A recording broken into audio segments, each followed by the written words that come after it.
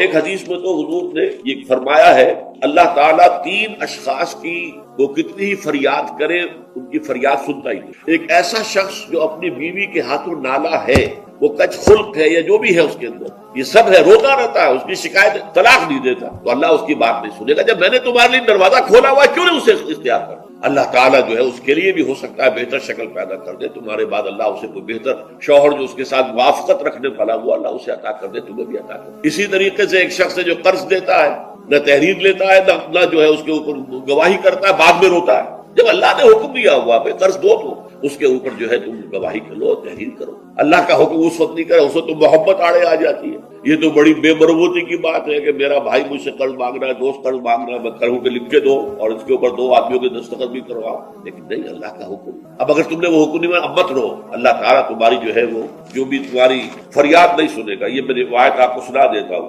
وقد روى شعبة عن فراس من الشعبي عن ابي بردة عن ابي موسى قال ثلاثة يدعون الله فلا يستجيب لهم۔ 3 قسم کے لوگ وہ ہیں جو اللہ سے دعائیں کرتے ہیں، اللہ ان کی دعا قبول نہیں کرتا۔ رجل كانت له امرأة سيئة الخلق فلم يطلقها۔ ایک آدمی وہ ہے جس کی بیوی جو ہے وہ بہت ہی کج خلق ہے لیکن اسے طلاق نہیں دیتا۔ ورجل آتى ماله سفيا وقد قال الله تعالى لا تؤتوا السفهاء أموالكم۔ اور ایک ایسا انسان جو کہ کسی نادان ناسمجھ کے حوالے اپنا مال کر دیتا ہے، جبکہ اللہ تعالیٰ کا حکم ہے کہ ناسمجھ لوگوں کے حوالے اپنے مال نہ کرو۔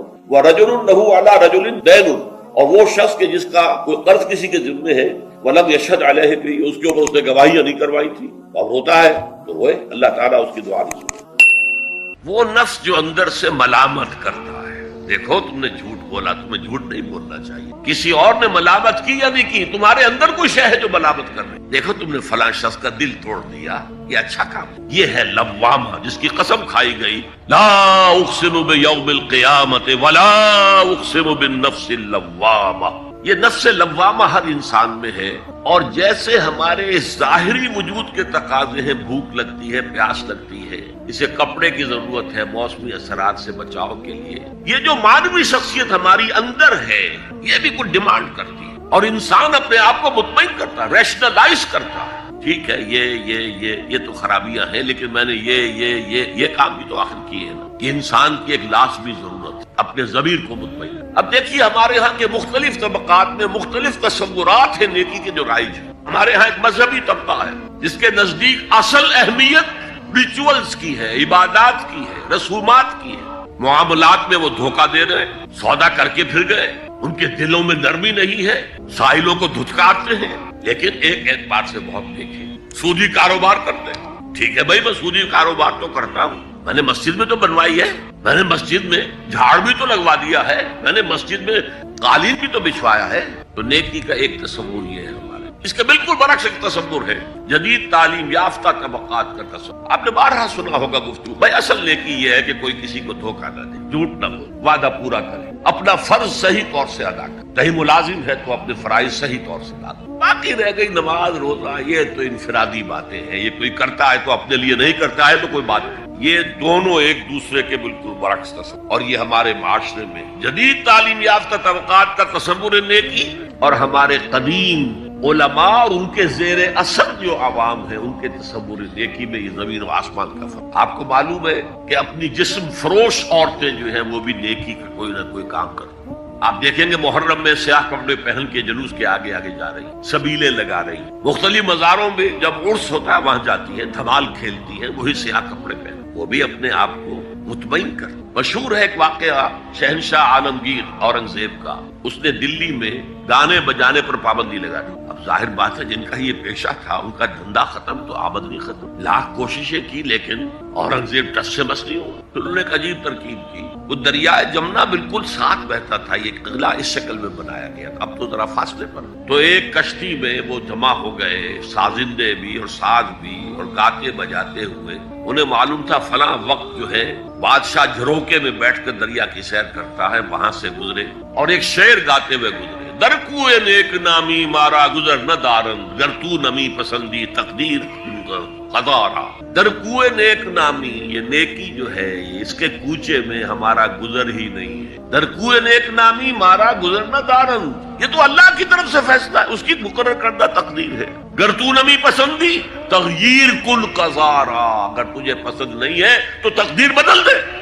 تو بادشاہ ہنس پڑا اور اس نے کہا کہ ٹھیک ہے بھائی، گانے بجانے کی حد تمہیں اجازت۔ تو ہر ایک طبقے کا اپنا ایک تصور ہے نیکی کا۔ جیسے میں نے پہلے عرض کیا، بڑے بڑے ڈاکو جو ہیں وہ اپنے علاقے کے بیواؤں یتیموں کی سرپرستی کرتے ہیں، ویسے نہایت درندگی، صفاقی، انسانی جان کی کوئی حیثیت ہی نہیں۔ تو نیکی اصل میں کس شے کا نام ہے، کون سی چڑیا کا نام ہے، نیکی حقیقت میں کیا ہے، وہ ہے اس آیت کا مضمون۔ میں مثال دیا کرتا ہوں، ایک عام قصہ ہے کہ کسی گاؤں میں پہلی مرتبہ ہاتھی آیا۔ اب وہاں نابینا لوگ جو تھے انہیں بھی پتہ چلا ایک عجیب جانور آیا ہے۔ وہ آئے اور کسی نے اس کی ٹانگ کو ٹٹولا، اس نے کہا ہاتھی ایک ستون کے مانند ہے۔ کسی کا اس کے کان کے اوپر ہاتھ پڑا، اس نے کہا چھاج کے مانند ہے وہ۔ کسی نے پیٹ کو ٹٹولا، بہت بڑا ڈھول ہے وہ۔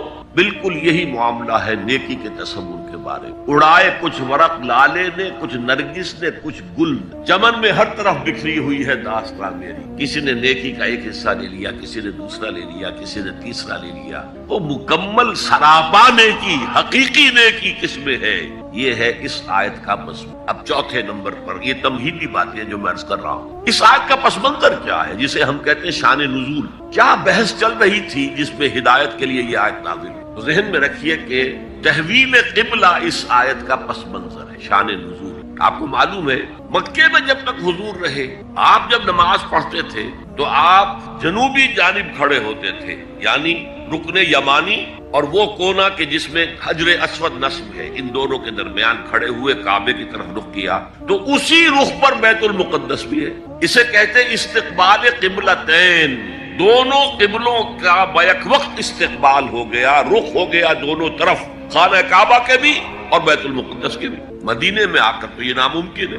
اب اگر کعبے کی طرف رخ کرو گے تو بیت المقدس کی طرف پشت ہو جائے گی، وہ شمال میں ہے، یہ جنوب میں ہے۔ اگر بیت المقدس کی طرف رخ کرو گے تو کعبے کی طرف پیٹھ ہوگی۔ لیکن آپ کو معلوم ہے کہ حضور نے 16 یا 17 مہینے مدینے آنے کے بعد بیت المقدس کی طرف رخ کر کے نماز پڑھی۔ اب ایک شکل تو یہ ہے کہ یہ حضور کا ذاتی اجتہاد ہو اور اس کو اللہ نے تسلیم کر لیا ہو کہ ٹھیک ہے، یہ بھی ممکن ہے۔ اسے تقریر کہتے ہیں اصطلاح میں۔ حدیث کس چیز کا نام ہے؟ حضور کا قول یا فعل یا تقریر۔ پہلی دونوں چیزیں تو آپ جانتے، قول اور فعل۔ یہ تقریر کیا ہے؟ حضور کے سامنے کوئی کام کیا گیا اور حضور نے نہیں روکا، تو امپلائڈ ہے اس کے اندر کہ یہ کام حرام نہیں ہے، حضور کے سامنے ہوا ہے، آپ نے روکا نہیں۔ تو اگر یہ ذاتی اجتہاد تھا تو تقریر ہو گئی اس کی اللہ کی، لیکن زیادہ غالب پہلو یہ ہے کہ یہ اللہ کے حکم سے حضور نے کیا، اور یہ حکم وحی خفی کے ذریعے سے آیا، اس لیے کہ قرآن مجید میں اس کا ذکر نہیں کہ اللہ نے حکم دیا ہو کہ اے محمد صلی اللہ علیہ وسلم اب آپ اور آپ کے ساتھی بیت المقدس کی طرف رخ کر کے نماز پڑھے، یہ نہیں ہے۔ تو یہ وحی خفی، وحی جلی، وحی خفی، دو قسم کی وحیاں حضور کو ہوتی۔ نبی کے لیے تو وحی خفی بھی وحی جلی کے حق اسی کے حکم میں ہے، لیکن عام آدمی کا کوئی ولی اللہ بڑے سے بڑا ہو، اس کی بھی اس کا کشف، اس کا الہام حجت نہیں ہے دین میں۔ بہرحال یہ شاید حضور کو اللہ نے وحی خفی کے ذریعے حکم دیا۔ اس کا ایک بہت بڑا سیاسی فائدہ ہوا حضور، اور وہ یہ کہ مدینے میں آ کر آپ کا واسطہ پڑا یہودیوں سے۔ وہ بہت منظم تھے، تعلیم یافتہ تھے، بہت کلچرڈ تھے، ان کے ہاں فقہا تھے، ان کے ہاں مفتی لوگ موجود۔ اگر فوری طور پر تصادم یہود کے ساتھ ہو جاتا تو حضور کے قدم مدینے میں جمنا آسان نہ ہو۔ یہ جب آپ نے بیت المقدس کی طرف رخ کر کے نماز پڑھی تو یہودیوں نے سمجھا چلو کوئی بات نہیں ہے، تو ہمارے کیمپ فالوورز ہیں، ہمارے قبلہ کا رخ کر رہے ہیں، لہذا فوری طور پر ان کی طرف سے کوئی مخالفت وہ پیش نہیں۔ اور اس 16 مہینے میں حضور کو اپنے قدم جمانے کا مدینہ منورہ میں پورا موقع ملا، بلکہ پہلے 6 مہینے اس میں جو ہے بہت ڈیسائسو ہے۔ 3 کام آپ نے 6 مہینے میں کیے ہیں تو بالآخر بہت ہی زیادہ فیصلہ کن ثابت۔ نمبر 1 یہ کہ آپ نے مسجد نبوی کی تعمیر کر لی، اب یہی مرکز ہے، یہی درسگاہ ہے، یہی خانقاہ ہے، یہی پارلیمنٹ ہے، یہی دارالمشاورت ہے، یہیں سے فوجیں تیار کی جا رہی ہیں، یہی وفود آ کر پیش ہو رہے ہیں، بہرحال ایک مرکز مہیا ہو۔ نمبر 2 یہ کہ مہاجرین میں اور انصار میں مواخات، ایک مہاجر ایک Ansari, they were declared brothers، یہ تھی انٹیگریشن آف دی سوسائٹی۔ اور تیسرا کام آپ نے یہ کیا اسی دوران میں جس کا تعلق اس حکمت عملی کے ساتھ بہت گہرا بن جاتا ہے کہ یہود کو جکڑ لیا ایک معاہدے میں، میثاق مدینہ، کہ اگر مدینے پر کوئی باہر سے حملہ آور آیا تو ہم سب مل کر واحد امت کی حیثیت سے مدینے کا دفاع کریں گے. جوائنٹ ڈیفنس آف مدینہ کا پیکٹ ہو گیا، اور یہ چیز بھی حضور کی کامیابی میں بہت فیصلہ کن ثابت. اس اعتبار سے یہ تحویل قبلہ جب پھر ہوئی ہے، اور میں نے جو کہا تھا کہ اللہ نے ہی کوئی حکم دیا تھا وحی خفی کے ذریعے، وہ اس سے ثابت ہوتا ہے کہ نہ صرف بہت سے مہاجرین پر یہ بات شاخ گزر رہی تھی، خود حضور پر بھی شاخ گزر رہی تھی کہ میں پیٹھ کیے ہوئے ہوں کعبے کی طرف. چنانچہ قرآن مجید میں یہ آیا ہے قد نرا تقلب وجهك في السماء، اے نبی ہم آپ کے چہرے کا، نگاہوں کا آسمان کی طرف اٹھنا بار بار دیکھتے رہے. آپ منتظر تھے کہ وقت آئے، حکم آئے، وحی آئے اور میں رخ بدل دوں. وما جعلنا القبلة التي كنت عليها الا لنعلم من يتبع الرسول ممن ينقلب على عقبيه. یہ اللہ نے اپنی طرف منسوب کر دیا، اور ہم نے وہ قبلہ جس پر تم اب تک رہے ہو 16 مہینے 17 مہینے یہ مقرر کیا تھا تاکہ دیکھ لیں کہ کون ہے رسول کا اتباع کرنے والے اور کون ہے جو اپنے الٹے پاؤں پھر جانے والے. کیا مطلب ہے اس کا؟ مہاجرین مکے سے آئے تھے، ان کے دلوں میں عظمت جو ہے کعبے کی وہ پلی ہوئی تھی اندر ٹھوک ٹھوک کر. اب دیکھا اللہ نے حکم نہیں دیا وحی جلی کے ذریعے سے، یہ رسول کا حکم تھا. گویا کہ یہ ایک امتحان ہو گیا کہ کہیں تمہاری حمیت جاہلی، تمہاری محبت جو تمہیں کعبے سے ہے وہ تمہیں اسلام سے پھیر تو نہیں دیتی.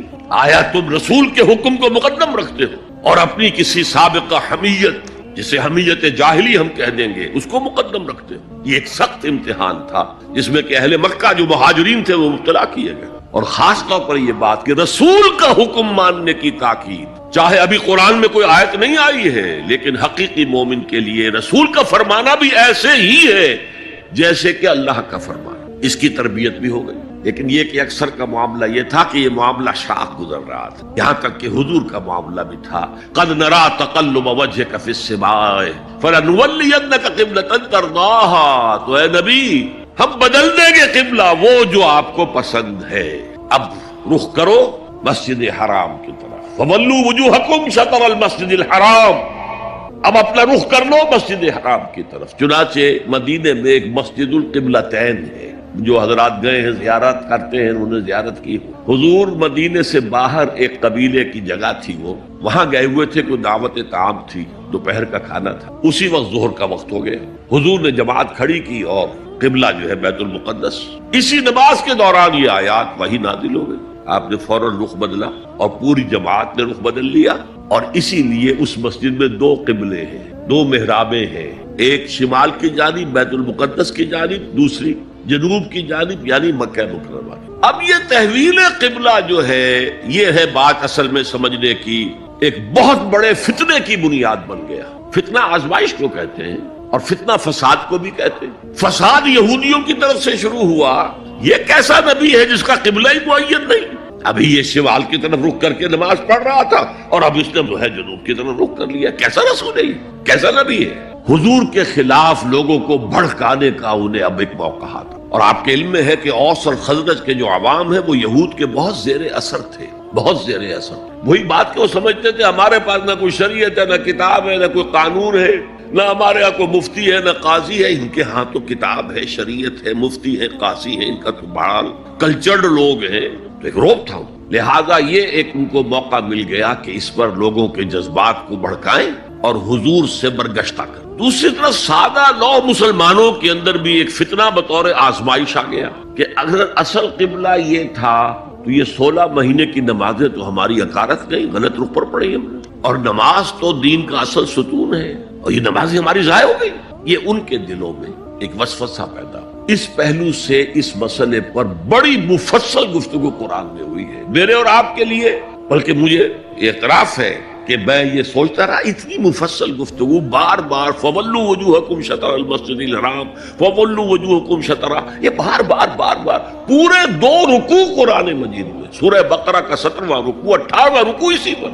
اس لیے کہ ہم اس سینسٹیونیس کا اندازہ نہیں کر سکتے کہ جو اس وقت پیدا ہو گئی تھی اس پر. تحویل قبلہ پر یہ معمولی نہیں بات تھی. یہود نے سمجھ لیا تھا کہ اب معلوم ہوا یہ ایک نئی امت کا آغاز ہے، اس کا مرکز اب نیا بن گیا ہے.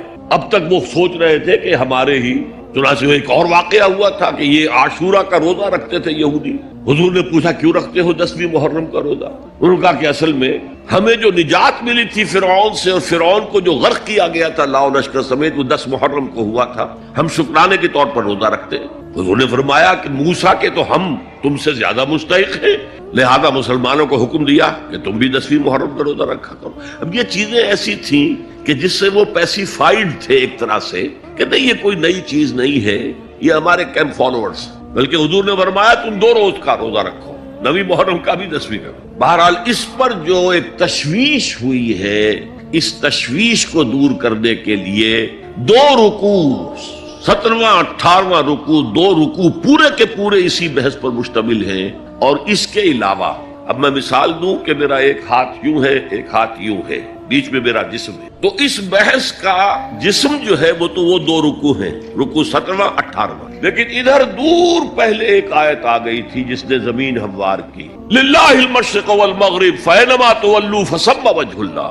2 رکوع پہلے. مشرق و مغرب سب اللہ کے ہیں، جدھر بھی رخ کرو اللہ کا رخ ہے. قبلے کا مطلب یہ تو نہیں ہے کہ اللہ اس سمت میں محدود ہے، معاذ اللہ. اللہ کا رخ، اللہ تو مشرق میں ہے، مغرب میں ہے، شمال میں ہے، جنوب میں ہے، فوق میں ہے، تحت میں ہے، ہر جگہ ہے. للہ المشرق والمغرب فینما تولوا فثم وجہ اللہ. مشرق و مغرب سب اللہ کے ہیں، جدھر بھی تم رخ کرو گے وہ اللہ کا رخ ہے. یہ ایک تمہید ہو گئی تھی. اس کے بعد ویسے وہاں جا کر عجیب سا محسوس ہوتا ہے کہ یہاں تو کوئی سیاق و سباق تو تھا نہیں. یہ آیت کس حوالے سے آئی ہے؟ اصل میں اس بحث کے لیے تمہید وہاں سے شروع کر کے بات چھوڑ دی گئی، اور پھر 2 رکوع آگے جو ہے وہ یہ آیت آ گئی کہ اگر ابھی کوئی ریزیڈول ایفیکٹ باقی ہے تو اب ان سے کہا جا رہا ہے سخن شناس نہیں دل برا خطائی جاست. لوگوں تم بات نہیں سمجھتے، سخن شناس نہیں ہو اے میرے محبوب، دل برا. سخن شناس نہیں دل برا خطائی جا. خطا یہاں ہے، تم جسے اصل نیکی سمجھ بیٹھے ہو، ریچول ظاہری شکل، وہ اصل نیکی نہیں ہے، وہ کل نیکی نہیں ہے. نیکی تو اصل میں ایک روح ہے جو پورے وجود میں سرایت کرتی ہے، ایک بالکل مختلف انسان وجود میں لاتی ہے، ایک پورا مختلف کردار وجود میں لاتی ہے. نیکی تو حقیقت میں وہ ہے. جیسے کہ ہمیں معلوم ہے نماز کا ایک ظاہر ہے، فقہ اس سے بحث کرے گی، لیکن اصل نماز آپ کو اللہ کی حضوری کا شرف حاصل ہوا، کچھ حضور قلب میسر آیا، کوئی خشوع و خضوع ہوا، کوئی اللہ کے ساتھ مخاطبت اور مکالمے کی صورت پیدا ہوئی. کیا تم نے جب سجدہ کیا تو محسوس کیا کہ تم نے اپنے رب کے قدموں پر اپنا سر رکھ دیا ہے؟ اگر یہ نہیں ہے تو ٹھیک ہے، فقہی نماز ادا ہو گئی، اصل نماز تو ادا نہیں. نماز کی روح تو تم نے نہیں پائی. تو ہر شے کا ایک ظاہر ہے اور ایک اس کی روح ہے، باطنی روح. ہم اپنی مجبوری سے ظاہری ہی بات کو دیکھ سکتے ہیں، روح تو ہماری نگاہوں کے سامنے ہے نہیں، جس کا نتیجہ یہ نکلتا ہے کہ صرف ظاہر ہی ظاہر رہ جاتا ہے، روح کی طرف توجہ ہی نہیں ہو. اور یہی سب سے بڑا الزام، سب سے بڑی تنقید حضرت مسیح کی تھی یہودیوں پر. تم مچھر چھانتے ہو اور سموچے اونٹ نکل جاتے ہو. ظاہری معاملات میں، فقہی معاملات میں بحثیں ہو رہی ہیں، مفصل بحثیں ہو رہی ہیں، اور کفر کے فتوے لگ رہے ہیں. تم نے اگر یہ کر دیا تو یہ ہو گیا، اور سموچے اونٹ نکل رہے ہو. حرام کاموں میں تم ملوث ہو، سود تم لے رہے ہو. یہ ہے کہ تمہارا معاملہ سارا کا سارا دین کی ظاہر سے رہ گیا. اور یہ جو فرمایا ہے کہ تمہاری مثال ان قبروں کی سی ہے جن کے اوپر تو سفیدی کر رکھی ہے لیکن اندر گلی سڑی ہڈیوں کے سوا کچھ نہیں. روح دین سے تم ناآشنا ہو چکے ہو، محبت خداوندی تم میں نہیں ہے، لیکن ظاہر پرستی ہے، مظاہر پرستی ہے، ریچولزم ہے.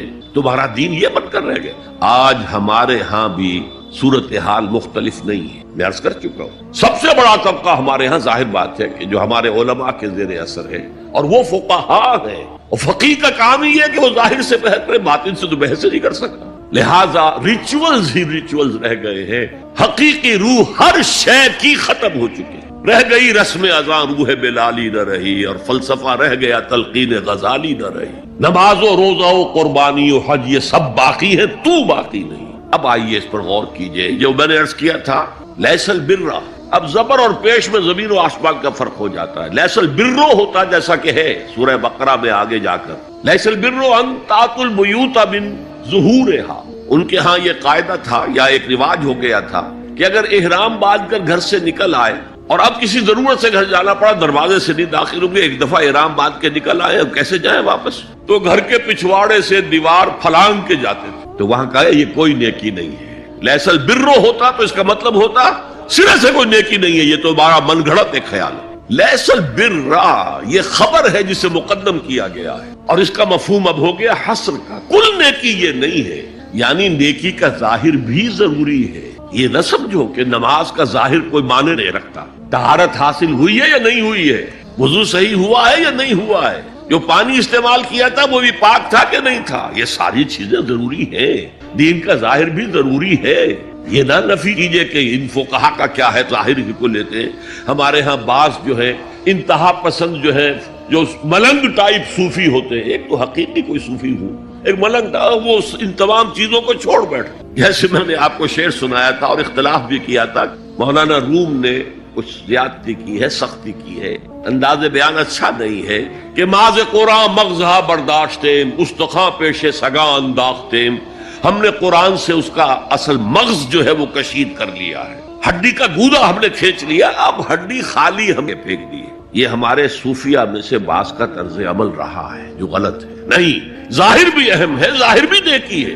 صلو کما رأیتمونی اصلی، نماز پڑھو اسی طرح جیسے مجھے دیکھتے ہو کہ میں نماز پڑھتا ہوں، ظاہر بھی کنفرم کرنا چاہیے اس کے ساتھ، لیکن اصل شے نماز میں توجہ ہے، انابت ہے، خشوع ہے، خضوع ہے، حضور قلب ہے۔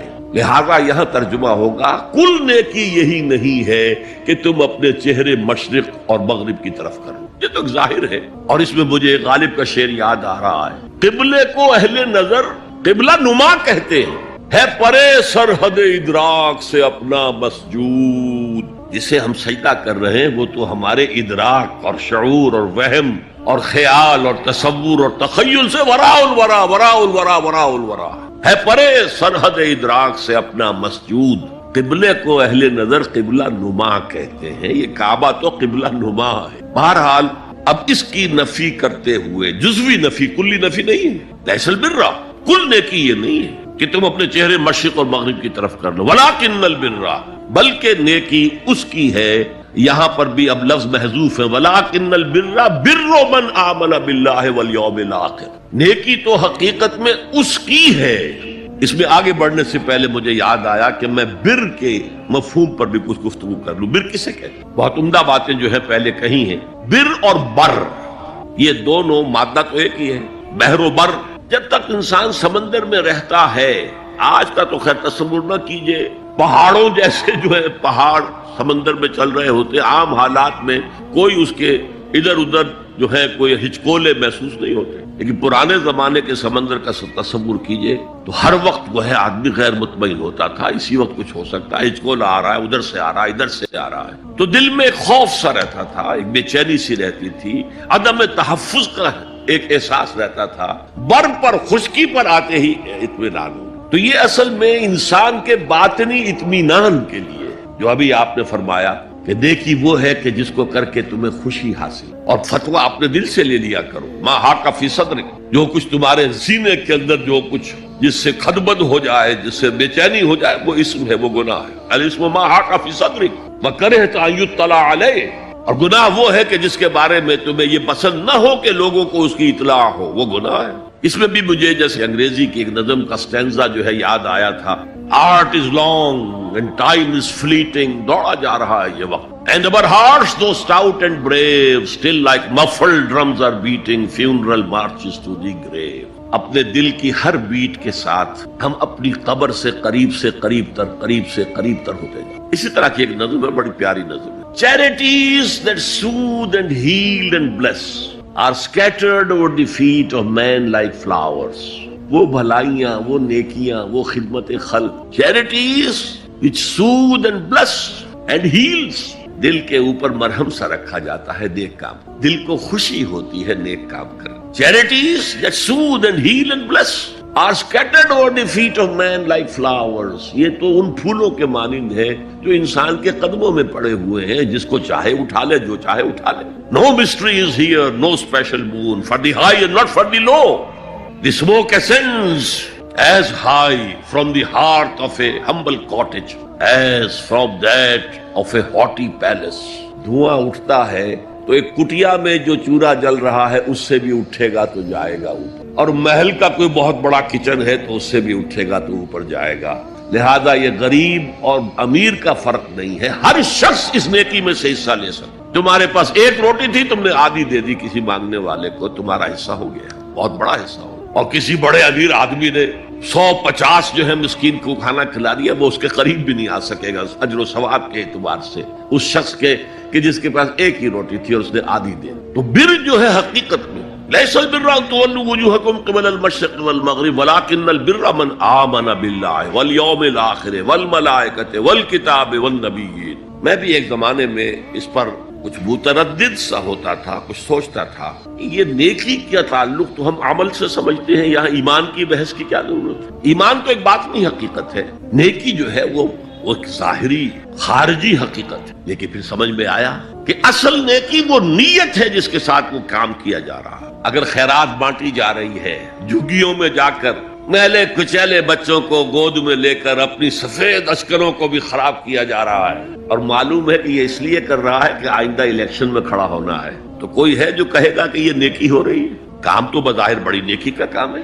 نیکی کے لیے شرط اول اللہ پر ایمان ہے، اس کی موٹیویشن لو آف گاڈ، اس کے سوا اگر کوئی اور موٹیو ہے، اگر دنیا میں شہرت چاہیے، اگر اس نیکی کے ذریعے سے بھی مال کمانے کا معاملہ ہے، دھندا ہے، نیکی کے پردے میں دھندا ہو رہا ہے، وہ نیکی نہیں ہے، چاہے ظاہری اعتبار سے وہ بہت بڑی نیکی ہو۔ تو سب سے پہلا مسئلہ نیت کا ہے، نیت کا ہے، نیت کا، کس ارادے کے تحت یہ نیکی کی جا رہی ہے، کیا مقصود ہے، کیا مطلوب ہے۔ چنانچہ نوٹ کیجئے اکثر محدثین نے اپنے جو مجموعے مرتب کیے احادیث کے، ان میں پہلی آیت کون سی، پہلی حدیث کون سی لاتے ہیں؟ حضرت عمر رضی اللہ تعالیٰ عنہ سے روایت ہے، انما الاعمال بالنیات، نیکیوں کا، نیک اعمال کا دار و مدار نیتوں پر ہے۔ وانما لکل امرئ ما نوى، ہر شخص کو وہی کچھ ملے گا جس کی اس نے نیت کی ہوگی۔ فمن كانت ہجرته الى اللہ ورسولہ فہجرته الى اللہ ورسولہ، جو کوئی ہجرت کر رہا ہے، مکے میں گھر بار چھوڑ کر جا رہا ہے، اپنے وطن کو ترک کر کے جا رہا ہے مدینے کی طرف،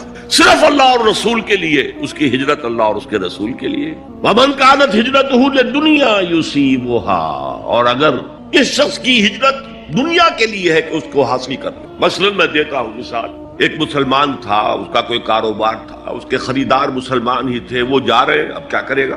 مشرکوں نے سو تو اس کا سامان نہیں لینا، اب وہ بھی چلے جا رہے ہیں۔ یہ اللہ کو معلوم ہے کہ اس کے ہجرت کا اصل سبب کیا ہے، ہم نہیں طے کر سکتے، لیکن اللہ کے ہاں جو کھاتا کھلا ہوا ہے اس کی یہ ہجرت جو ہے اللہ اور اس کے رسول کے لیے شمار نہیں۔ ومن كانت هجرته لدنيا يصيبها أو امرأة ينكحها، یا کسی عورت کے لیے ہو کہ اس سے نکاح کرے، کسی خاتون سے وہ شادی کا خواہش مند تھا، وہ خاتون ہجرت کر کے مدینے چلی گئی، اب یہ بھی باندھے کچے دھاگے سے بندھے ہوئے چلے جا رہے ہیں، تو یہ تو در حقیقت اس عورت کے کھاتے میں ہجرت جائے گی، اللہ اور اس کے رسول کی ہجرت میں نہیں۔ تو اصل شے یہ ہے نیکی کا وہ کام جس کا ظاہر بھی نیکی کا ہو اور باطن بھی ہو، کہ موٹیویشن صرف اللہ کی رضا ہو، اللہ کی محبت اور اللہ کی رضا کا حصول، یہ ہے پازیٹیو موٹیو۔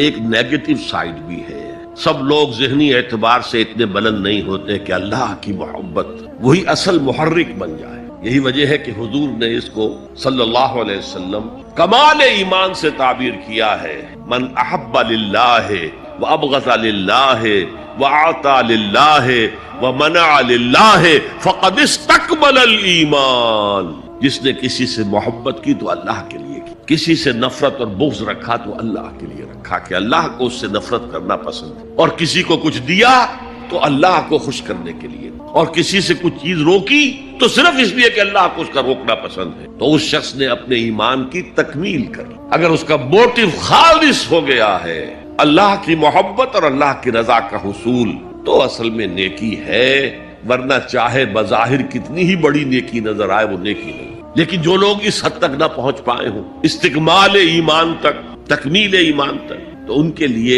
ایک اور موٹیو بھی ہے، والیوم الآخر، قیامت کا دن، جزا و سزا کا یقین، اللہ کا خوف، آخرت کے محاسبے کا خوف۔ خوف بھی ایک بہت بڑا موٹیو ہے، بہت بڑی موٹیویٹنگ فورس۔ اب میں یوں کہوں گا کہ اگر کسی عمل کا محرک ہے صرف اللہ کی محبت، اس کی رضا کا حصول اور آخرت کی نجات، تو وہ نیکی ہے. اگر یہ نہیں ہے، کوئی وطن پرست ہے، وطن کی محبت کی وجہ سے کوئی نیک کام کر رہا ہے، اس کا وہ کام وطن پرستی کے کھاتے میں جائے گا، خدا پرستی کے کھاتے میں نہیں جائے گا. کوئی قوم پرست ہے، اپنے قوم کی محبت میں کچھ کر رہا ہے، تو اس کا وہ نیک کام قوم پرستی کے کھاتے میں جمع ہوگا، خدا کی پرستش کے لیے. یہ ہے موٹیو کا فرق، اور یہ ہے موٹیو کی اہمیت، اور اس کا تعلق ہے ایمان باللہ اور ایمان بالآخرہ. ایک حدیث میں حضور نے فرمایا کہ قیامت کے دن سب سے پہلے 3 اشخاص کا معاملہ پیش ہوگا. ایک وہ تھا کہ جو اللہ کی راہ میں جنگ کرتا ہوا مارا گیا تھا، دنیا میں شہید سمجھا جا رہا. ایک وہ تھا جسے اللہ نے علم بہت دیا تھا، اس نے علم کو پھیلایا، خوب پھیلایا. اور ایک وہ جس کے پاس جس کو اللہ نے بہت دولت دی تھی، اور اس نے دولت جو ہے نیکی کے کاموں میں، بھلائی کے کاموں میں، غربا، یتامیٰ، مساکین کے لیے خرچ کیا. اب اللہ پوچھے گا ان شہید صاحب سے کہ دیکھو میں نے تمہیں صحت دی تھی، جسمانی قوت دی تھی، تم نے کیا کیا؟ وہ کہے گا اے اللہ میں نے تیرے لیے قتال کیا اور اپنی جان دے دی. اللہ فرمائے گا کذبتا، تو نے جھوٹ بولا. انک قد قاتلت لأن یقال جریء، تو نے تو یہ جنگ میں حصہ لیا تھا اس لیے کہ تیری شجاعت کا ڈنکا بج جائے، تیری جرأت کی شہرت ہو جائے. وقد قیلا، وہ کہا جا چکا، اب یہاں تمہارے لیے کچھ نہیں ہے. اور فرشتوں کو حکم ہوگا اور اوندے منہ گھسیٹتے ہوئے اس کو جہنم میں ڈال دیں. یہی حشر ہوگا اس عالم کا، تو نے وہ نیکی کا کام کیا تھا. لأن یقال عالم، کہا جا چکا دنیا میں، ڈنکا بج چکا تمہاری شہرت. اب اس میں نوٹ کیجئے، اگر کسی عالم کے علم کا ڈنکا بج جائے، اس کی اپنی نیت وہ نہیں تھی تو اس کے اندر کوئی خرابی نہیں ہے. یہاں معاملہ نیت کا ہے. اگر نیت یہ ہو کہ میرے علم کی شہرت ہو جائے، میرے ہاتھ چومے جائیں، مجھے نذرانے پیش کیے جائیں، تو پھر وہی حشر اس کا ہوگا کہ اوندھے منہ گھسیٹ کر جہنم میں ڈال دیا جائے. یہی حشر اس سخی کا ہوگا جس نے سخاوت کی تھی، جس کی سخاوت کے ڈنکے بج گئے تھے، اس کا بھی یہی حشر ہوگا. تو انما الاعمال بالنیات، اور یہاں نیکی کی بحث میں سب سے پہلے ولکن البر بر من آمن باللہ والیوم الآخر. اب جو والملائکۃ والکتاب والنبیین، ان تینوں کو جمع کر لیجئے، اس سے مراد ہے نبوت اور رسالت. ملائکہ وحی کا ذریعہ ہیں جو انبیاء تک لے کر آتے رہے. اس وحی کا جو ریکارڈ مرتب ہوا وہ کتابیں ہیں، اور جن پر وہ وحی آئی وہ نبی ہیں. ان تینوں کو جمع کر لی. رسالت، ایمان باللہ، ایمان بالآخرہ اور ایمان بالرسالت. اب اس کا تعلق کیا ہے نیکی کے ساتھ؟ یہ ذرا گہری بات ہے. دیکھیے نیکی کا جذبہ بھی، جو انسان کے پیشنز ہوتے ہیں وہ اندھے بہرے ہوتے ہیں. پیشنز، جذبات. نیکی بھی ایک جذبہ ہے. کبھی یہ جذبہ حد اعتدال سے تجاوز کر کے بدی بنا دیتا ہے. جیسے رہبانیت، ترک دنیا، شادی نہیں کروں گا، گھر گھرستی کا بکھیڑا مول نہیں لوں گا، بس اللہ سے لو لگاؤں گا. ظاہر بات ہے جس نے بھی فیصلہ کیا نیکی کے جذبے کے تحت کیا نا، لیکن اس کا جو نتیجہ نکلا اکثر و بیشتر پھر حرام کاری ہوئی. آپ عیسائیت کی جو ہے ہسٹری آف کرسچین موناسٹسزم، اس کا مطالعہ کیجئے. انہوں نے خود لکھا ہے کہ بظاہر راہب خانے ہیں، راہب اور راہبائیں رہتی ہیں، اور ان کے تہخانوں میں حرامی بچوں کے قبرستان ہو جاتے تھے. یہ نیکی کے جذبے نے بدی کو جنم دیا. حضور کے ساتھ ایسا ہوا. 3 اشخاص آئے، انہوں نے حضور کی ازواج مطہرات سے معلوم کیا آپ رات کو کتنا وقت نماز میں لگاتے ہیں، آپ مہینے میں کتنے نفلی روزے رکھتے ہیں. اب جو کچھ انہیں بتایا گیا، حضور کی زندگی کھلی کتاب تھی، بتا دیا گیا اتنا عرصہ جو ہے آپ رات کو تہجد پڑھتے ہیں، بتا دیا گیا مہینے میں اتنے روزے رکھتے ہیں. انہوں نے اسے کم سمجھا، فتقالوہا، قلیل سمجھا کہ یہ تو زیادہ نہیں ہے. ہمارا تو خیال تھا کہ آپ ساری رات ہی کھڑے رہتے ہو.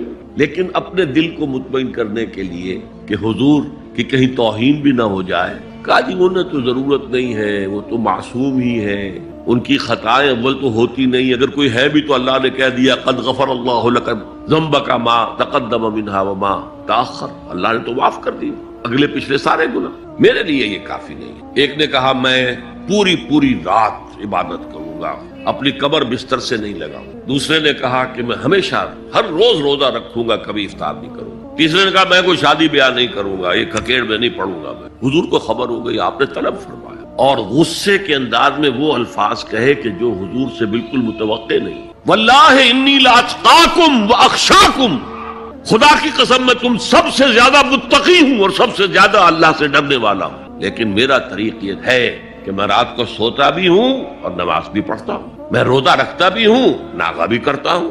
میں نے شادیاں کی ہیں، متعدد ازواج میرے گھروں میں ہیں. فمن رغب عن سنتی فلیس منی، جو بھی میری سنت سے ہٹا وہ مجھ میں سے نہیں ہے، میرا امتی نہیں ہے. تو نیکی کا جذبہ بھی حد اعتدال سے تجاوز کر کے بدی کو جنم دے سکتا ہے. ایک صحابی، نوجوان صحابہ میں سے عبداللہ ابن عمرو ابن العاص، عجیب یہ بات ہے کہ باپ جو ہے بہت بڑا سیاستدان، بہت بڑا جری سپہ سالار، بہت بڑا حکمران، حضرت عمرو ابن العاص، بیٹا نہایت زاہد و عابد، مرتاس، زاہد مرتاس، ساری رات کھڑے ہیں، بستر سے کمر ہی نہیں لگا. ہر روز روزے سے یہ خبر دی گئی حضور کو تو آپ نے طلب فرمایا، یا عبداللہ اولم اخبر انک تقوم اللیل وتصوم النہار، اے عبداللہ مجھے یہ خبر نہیں دی گئی ہے، یعنی یہ بات جو ہے صحیح ہے کہ نہیں کہ تم ساری رات عبادت کرتے ہو، ہر روز روزہ رکھتے ہو؟ کیا کہہ سکتے تھے؟ بلا یا رسول اللہ، حضور ایسا تو ہے.